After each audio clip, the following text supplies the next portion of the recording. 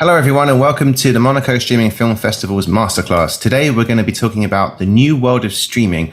I'm your host, Gavin Bridge, Senior Media Analyst at Variety Intelligence Platform Service, and also now Senior Vice President at Maru of Strategy and Development. So many titles, but I'm joined today with someone also with two titles, Nishat Hashem, who is the founder and CEO of Apojo Technologies.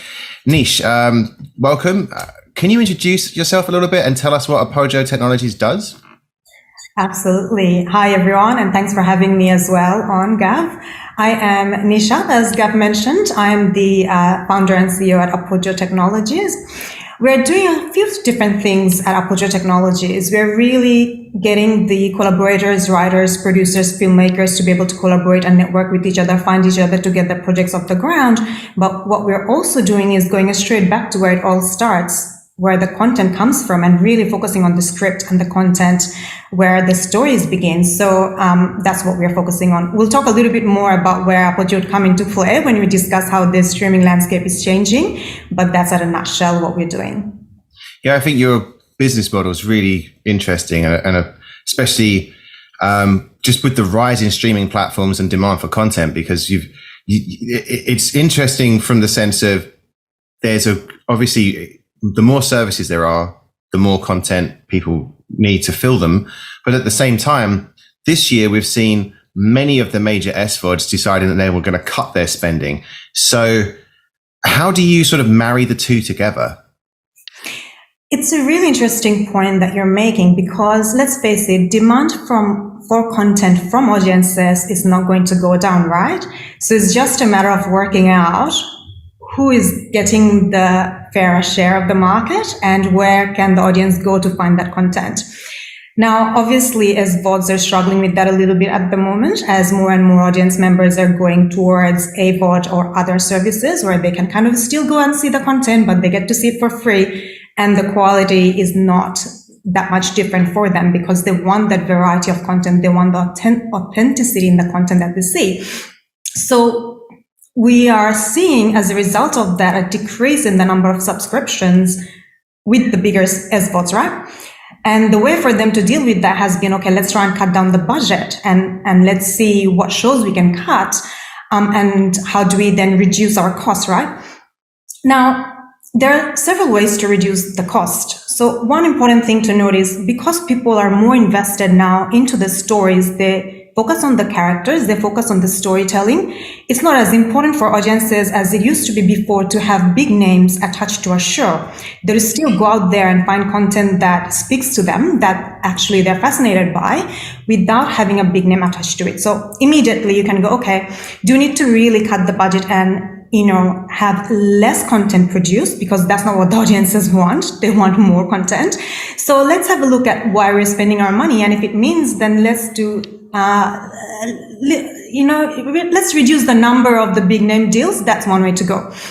The other way to go is very much around going back to the roots of that storytelling. So commissioning a work versus looking at spec scripts. And that's where we come in as well.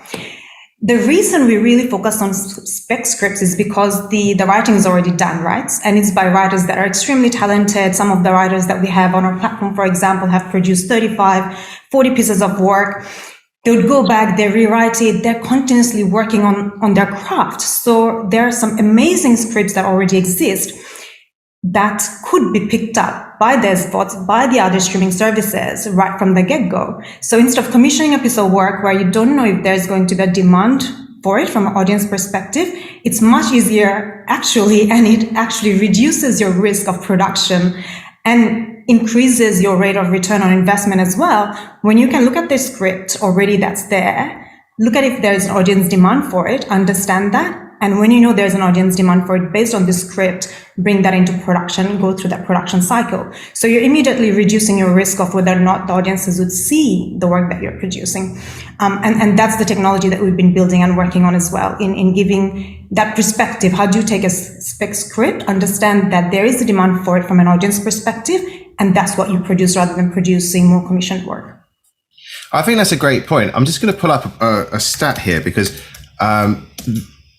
when you talk about commissioning content and spec scripts, Ryan Murphy, I'm not trying to pick on anyone in particular, but he had a massive deal, right? I think it was $300 million or something. I just looked up when he signed that deal with Netflix to give them all the new shows.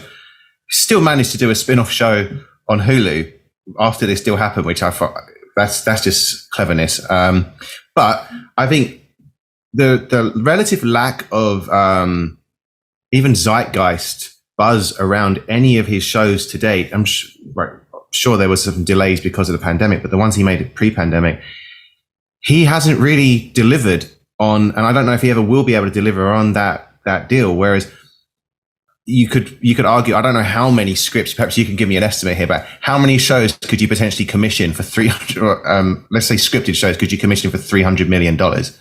And like, what would the difference be? For 300 million, if you're picking up spec scripts, you'd have content to produce ready to go for the next decade.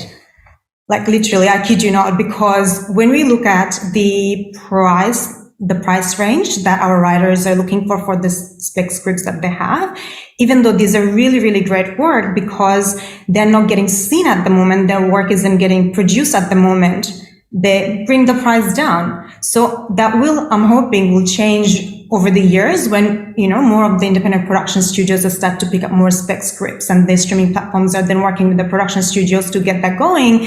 There's going to be a change. And of course, we'd hope that then the price of those scripts would go up as well. But right now, it's not even comparable, right? That's just a fascinating stat, because it really suggests that even though, because the assumption in most analysts, most journalists, is, if Netflix or Disney's cutting back on the amount of content spend they're having, they'll be doing fewer shows. And you may still have, obviously, like Game of Thrones is a big production budget, but it delivers. The Amazon Lord of the Rings one cost a fortune. That, I think, is delivering. But for the most part, content doesn't have to be expensive. They might have, because the point there was you might have one or two tentpoles, but then you can kind of just do like, is it entertaining? Is it a good, is it witty? Is it something that people will enjoy? It's, to me, just the 300 million creating content for a decade. That makes sense. Yeah, it really, in the big scheme of things, it really doesn't make any sense. And then, just when you're talking about, if those books do cut down the number of shows that they have, they will lose their audiences. They will go somewhere else. And whether or not you'll get them back is another story. Is that a risk that you're willing to take, right? Because people still binge watch. They're not going to stop binge watching. So if you don't give them enough to watch, they will find other sources. And therefore, it would be harder for you to bring those audiences back. So again, I don't think the answer is let's reduce the number of shows we produce. A smarter way to go is let's reduce the budget per show, right? So that's streamline that process end to end. That leads me to another thought, which, we're seeing it somewhat in the US, especially with the Turner networks, the legacy Turner networks that Warner Brothers Discovery now has together, where they've been canceling shows even before they come out, once they've been shot in the can, right? And yes, some of that may be a tax dodge, but how much of it is down to, do high budgets make a show more likely to be cancelled? And like, what would change how do success parameters shift based on budget? Sure. So if you're actually using a big name as a way to bring in the audience, and then you don't get the audience that you thought you would, you can't really take away that key character, right? So either you just cancel the show, because then I think what then you get scared of is if you take away that big name, people are not going to watch it anyway. So what's the point? Let's just cancel it altogether. Now, remembering this shift in the industry from the last 20 years, where the big names were so important versus when people now genuinely just care about the more authentic storytelling, you can just reduce that risk right from the get-go by creating a show. You don't have to just go, okay, we'll just do one season and see what happens, because by that point, most audiences will already be emotionally invested in the characters and the storytelling. So the better way to go about it is, okay, if the story would be complete by having 5 seasons, and we've worked out, okay, a lot of this streaming, Apple TV, for example, I've noticed that they've started to do just 6 episodes per season. All right, so let's say if it's going to take, the 30 episodes for us to be able to tell this story, don't cancel it halfway, because again, you're going to drive away your audiences. So plan it out, budget it out for that whole period of time that it take to finish the storytelling, and budget it in such a way that you don't have to be dependent on the big names to pull you through. Focus on the script itself, focus on the quality of the content where it starts. And that all starts with the writing and the story itself. It's interesting you mentioned that as a commitment, because I've begun to see in the last, I think 2 or 3 years, streaming has begun to follow the same mistakes that broadcast network TV in the US did 12 years ago, 10 to 12 years ago, which was like, back then they would cancel a show after 3 or 4 episodes, right? And it was done. So people eventually got fed up with putting their faith into these shows, right? And these networks, because they were like, well, I'm only going to watch it at the end because I want to make sure it's renewed. I want to make sure the full season's there. And now you're sort of seeing it with, cost cutting from different ways. Like Netflix sometimes cancel stuff and people get upset. Whereas Netflix used to be the person who would come in and take a cancelled TV show and give it a new life. Absolutely. Well said. And, I won't name any names, but I just started watching a show on Amazon Prime the other day. I was so invested in this story. I absolutely loved everything about it. And then when I got to the end of season 1, I realized that was it. They didn't remake it. They didn't tell the full story, and it ended so abruptly. And that's really frustrating for audiences, right? The more you continue to do that, then you'll get associated in your audience's mind as the platform that doesn't deliver. And they will again go somewhere else because they're going to get frustrated. And why would they come back to you if you just continuously keep frustrating them and not finish the storytelling? That was honestly, I think one of the, I'll be polite too. I'll follow your lead here, Nish. One of the big streaming services here, from a legacy TV company, has just done a deal of like, oh, if you buy it up front for the whole year, you'll save like 5 months worth of subscription. But my instant reaction as a sarcastic media analyst was, yeah, but people know you're canceling shows left, right, and center. No one's going to trust you. Why would you be like, take my money for a year, but then if you cancel the shows I like, well, I can't get a refund. Why would you do that? Exactly. No, totally right. So again, the real focus here is, going back to what I was saying before, where, this spec scripts are already there, and there are quite a few of them, and there are lots of talented writers who are producing not just the 1 or the 2, they're producing. Some of the writers, like I said, on our platform have over, 25, 30 that they've already done incredible quality. And the technology already now exists to be able to figure out the quality of a script, right? Before even it goes into production. So I think what's going to happen over the coming years is going to be the days when you just produce something in silo and then take it for distribution and then see if their streaming platforms would pick it up and then just sort of slap an original name on it and then just call it that and then just leave it, right? A better way, a smarter way to do it going forward would be pick up a script. So we have technology, for example, that we've been building where you look at the script itself and see if there would be a demand for it. We call it audience meter. So we are able to see if it was produced, if the audiences would be willing to see it. So on that basis, you can then pick up the script, understand the demand for it already, invest in that script, get it produced. But while you're producing it, work with the distribution or the streaming platform together. So I think it also now falls on the streaming platforms to work collaboratively with the production companies in bringing the story to life, rather than what's been happening, which has been, again, very siloed, right? So the independent production studios all over the world produce lots of incredible stuff, but they only get picked up when they go to some of the film festivals and then they get seen and the streaming platforms are bidding over it, trying to get that into their distribution and into their pipeline, right? A smarter way would be to already look at the independent production studios, what they're producing based on the spec scripts that they have, already work collaboratively with them to bring it through to production, ready for distribution. So it also reduces the risk for the production studios themselves, knowing that they will be able to get distribution because the streamers are working with them collaboratively on that perspective. So again, that shift of where we are working in very much in a siloed industry to working collaboratively from start to finish would be beneficial for everyone. And I think that's a huge missing piece at the moment in the industry. Well, I have a thought because, we're talking about the new world of streaming, and the other side of streaming is free streaming, especially. So there's two very different thoughts here. The first one I'll begin with, which is very dystopian, but I feel like probably going to have an impact, is the looming energy crisis in Europe. And I think that with some countries be impacted more than others, but I think we'll see for some people a cutback on perhaps subscription streaming, but a shift to some of the free streaming services, increasing demand there. Now, in the US, especially some of the more global players, Roku, Fox's Tubi, which I don't know if it's super global, but I know it has aspirations to be in Europe, if it's not there already, and Freevee, which is Amazon's free service. They have begun, and Crackle too, which is owned now by Chicken Soup for the Soul, and they've got a big expansion plan.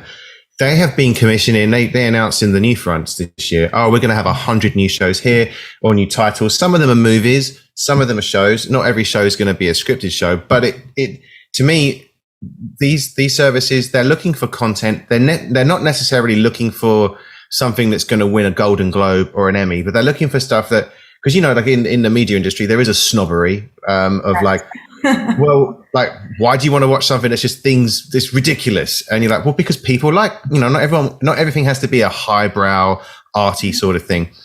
Does the rise and probable expanded rise in free streaming, does that play a role in what you're seeing as well with script buying and interest from different sources? Yes, absolutely. But I think we have to be very, very clear on what we call the quality of content. So, you know, we are not saying just because there are, you know, the likes of Freevee and the free video on demands are on the rise, and they are, because people are almost sick of paying for like 10 different streaming platform services. So they are moving to more of the ad supported video on demand streaming platforms.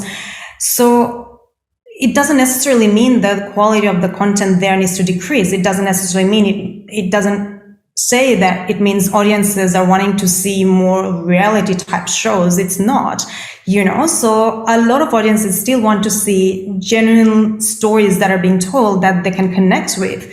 But if they can find that content on the free services, of course, that's where they're going to go to first, right? And again, it actually works. It's more beneficial for those streaming platforms, and it's beneficial for the audiences as well, because then the audiences are not paying for the subscription. The people who are putting their ads on the platform are.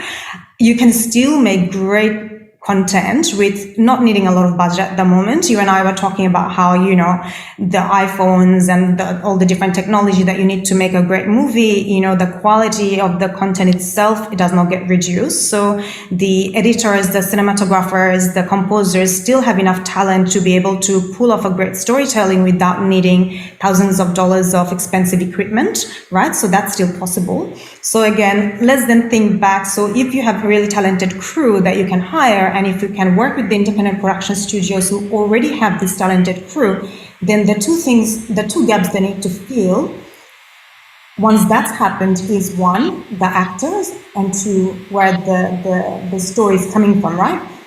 Now, what we're also seeing is that audiences themselves connect more when they know the story of the writer themselves writing a story. Does that make sense? So for example, the reason that, you know, it's easy to adapt books into movies is because the audiences connect with the writer who wrote the book. Similarly, audiences connect. From what I've seen of stories that have done, the spec scripts that have done really well, they have done really well because the audiences are connecting with the writer telling the story, because it came from either their own experience or something that fascinates them, or the way they want to tell a specific story. So that immediately also has a psychological impact on how the audience perceives a show and watches it. So again, the quality does not need to go down. It doesn't need to be just about what is being now termed, you know, unscripted or reality shows. You can still have the authenticity with the story, but you really need to consider where that's originating from. And if it's originating from writers who have written it because that's what is close to their heart, that's what they connect with, then that's what the audience would connect with as well. So it's a win-win. So I'm going to ask you a question that, especially if my accent may sound like I'm asking about you, but I'm not. Okay. Niche. There's a rise in niche content demands. Not content about niche, but I realized that when I saw it, I was like, oh, they sound the same. But we are seeing a rise in niche content demands. And I'm wondering, especially with how the traditional gatekeepers in even in Hollywood, right? For if you're a script writer looking to start out, typically people say, "I'll send it to the blacklist or something, and they'll grade it."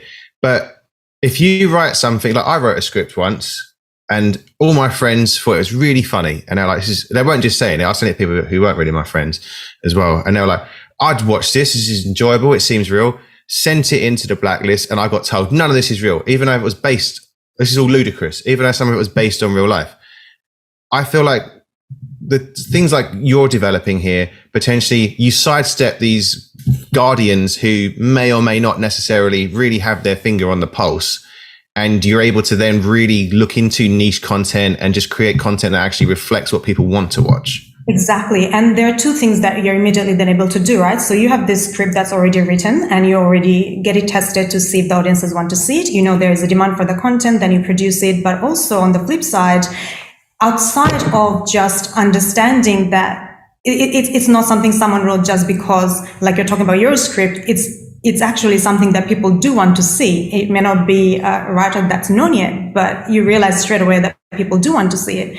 So that's one reason. And the other reason is because there are now all of these niche streaming platforms being created, it's going to be easier and easier to be able to sell those scripts to these niche streaming platforms as well, right? So a very great example of this is a few weeks ago, I went to this networking event and I came across someone who said, "I am developing with my team a streaming platform just for LGBTQ plus community." And the question that she gets asked all the time is, why are you doing that and not rather trying to sell your content through platforms that already exist? And in her view, the storytelling is not authentic. So they get marginalized so much already that by the time it goes to the hands of the streaming platforms or, you know, someone else that's producing it who doesn't understand the core of the content, the story gets changed that is no longer authentic to them. And she already knows, she has already sussed out her market. She already knows how big her market would be worldwide because she knows that there is this craving for the minority groups, for the smaller groups, for the marginalized groups to watch content that resonates with them.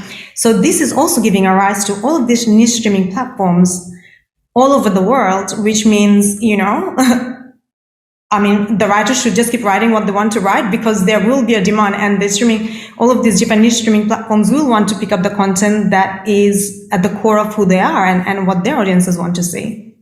It's a really good point. And I also want to just say, in case you personally think I've gone insane, the story based on realism is not the one I sent you based on Paradise Lost. Like, I haven't completely lost my sense of reality. Okay. Oh yeah, the one he said about the devil. Like, no, but it is true because, you know, like I see, especially with trends, you look at like what different age groups are consuming, and I've just actually published a report in September for Variety on this, where I assessed it in the US across 4 different age groups. Older people tend to be more traditional, which is not really a shock, but the way it constantly kind of shifts between, say, like 15 to 29s and then 30 to 44s, especially with 15 to 29s, where if you look at the services that they actually rate and they're watching, or like you ask them what's really important to you, anime services that no one else cares about, for instance. But I mean, anime's really blown up. It's been around since I was a kid. But no one, it was always like on the periphery. And now it's suddenly become like this tremendous, probably because how easy it is to distribute. Because back then people were like, well, all you got to do is show an older commissioner of content in the 90s an anime video. They were like, well, I'm not putting this on TV. This is wild. But nowadays you can just put it on, even on YouTube or something, and then it gets to following, and then over time you sort of see this demand. Absolutely right. And it's going to happen more and more with different kinds of content that people are not even thinking about yet, right? So again, the streaming models are changing, the business models for streaming platforms are changing, but the type of content that people are going to pick up and start watching is also going to continuously evolve. So I think it's, again, from that perspective, rather than creating another studio, like let's face it, a lot of the bigger spots are doing just that. They want to create their own studios that almost represent what MGM used to be in the day, Warner Brothers used to be in the day. Is that the right way to go? Or is it better to just work very closely with independent production studios that are linked in, keep an open mind, know what's changing, what are the different types of content that they could bring in, and have that sort of diversity, because again, diversity is really key at the moment, right? So authenticity and diversity are the two things that's really important at the moment. The other reason I bring up about the smaller independent production studios getting a fair play and having their work distributed on the different streaming platforms, even the bigger ones, is important because there are also other benefits that come out of that, right? So of course, the independent production studios are more open to picking up the spec scripts. They're also more open to bringing in, diverse cast and crew and creating really diverse projects. But also flip side, a lot of the conversations I've been having with producers that are also part of our platform is that they have seen it's much easier to have a green set, a sustainable, environmentally friendly set when you're working with a smaller project, a smaller budget, than you are working on a bigger budget, right? So it's just the little things that you have to manage makes it a lot easier. So there's also another follow-on positive impact of doing that anyway. So for me, just again, looking at every different perspective, it's really a win-win to make budgets, to produce work with the smaller budgets, to work on projects with smaller budgets, and just be very mindful of streamlining all of those processes, so you're having the operational efficiencies that you want to see, the cost efficiencies that you want to see, but also have a positive environmental impact at the end of it. I think that's a very core point, because it's something that people, especially when it comes to media and entertainment, they're really not thought everything through with being environmentally friendly. I've toyed with doing a report for Variety, for instance, on even just like the impact it's going to have on sports. I don't think you can play baseball in the summer if it keeps going up, for instance. But I was struck today as well, because I think we'll see real changes in the next couple of years. What struck me today was it's the first day of public school in New York, where I live, and the amount of cars of people dropping off, it was traffic jams everywhere because everyone was dropping their kids off. There's school buses in this country. And I feel like eventually we're going to get to a situation where 5 years, there'll be mandates for all sorts of things. And that will be when it will become much more maybe acceptable or normalized for green productions. But if you're smart, you'll start positioning it that way now, because the younger generation, they're probably they would actually look kindly on people who were trying to help the situation they're facing, rather than the ones who are like, oh, well, let's let the world burn and we still need to make our money. But that's again a really interesting point. The younger generation is super smart, they're super observant, they take in everything and they make their decisions very, very wisely, right? So if you're going to influence the next generation, it's going to be easier to influence them by actually showing that you're doing the right thing, rather than just doing the thing for the sake of doing the thing, right? So that's also really, really important. And we're talking about different streaming platforms, the ones that are also picking up a lot and they're going to continue to pick up over the next coming years is the earn to watch model. So there are a lot of companies in the UK, a lot of studios are really working on that at the moment. And when people get to the point of, okay, I'm actually going to be making money while I'm watching, the demand for content is going to go up, but they're also going to be incentivized in a way to watch shows that are made to have a positive impact, right? So again, like I'm working with some platforms that we want to be partnering with that we can't bring up here, but that's how they will incentivize their audiences.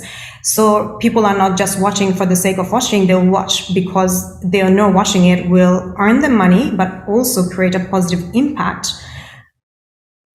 from a climate perspective, from a societal perspective, from a cultural perspective. So there are some massive shifts coming in the industry, and I think we just kind of need to all get on board. Yeah, Earn to Watch is really interesting. I wrote a piece in Variety Intelligence Platform about a month and a half ago on some of the trends that were happening, and I forgot the name. They're going to kill me. Some people I met at the streaming festival this year, they had a really interesting model. It was green. I think they would actually do like carbon, they'd plant trees for every 5 minutes someone watched. So there was some, and we'll probably see more of that. The other thing that I noticed as an interesting trend already being picked up by major companies was Shark Week is a big week of programming. I think at the end of July, start of August over here. Discovery had an NFT that you could claim for free if you watch, but you had to be watching it live throughout the whole night. It would be random when the QR code came up.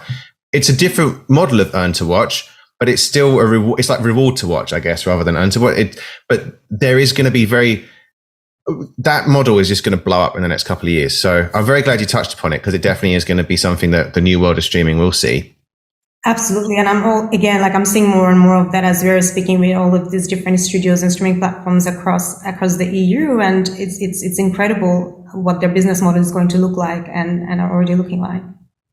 So final area for the new world that we're only entering in streaming, not the environment, because we all know that's doomed. Well, maybe not, but hopefully not.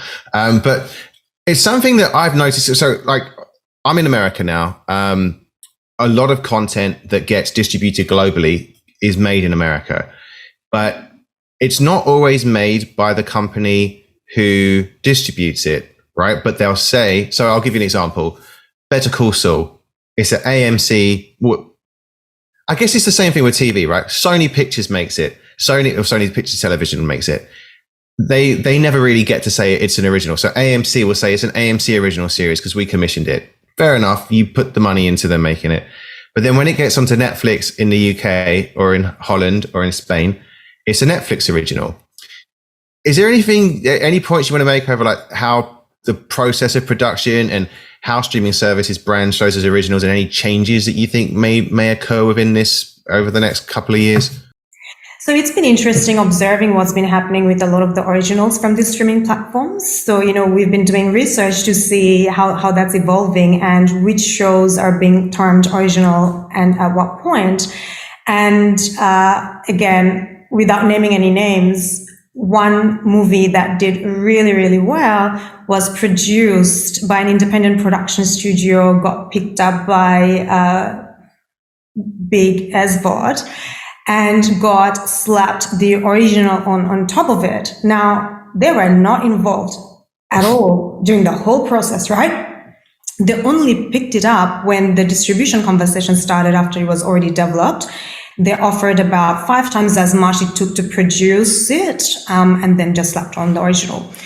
Now, there's nothing wrong with that if everyone understood how the industry works, but the problem is it can be a little bit misleading to the general audience or the investors or the film funds that are actually putting funding into the independent production companies.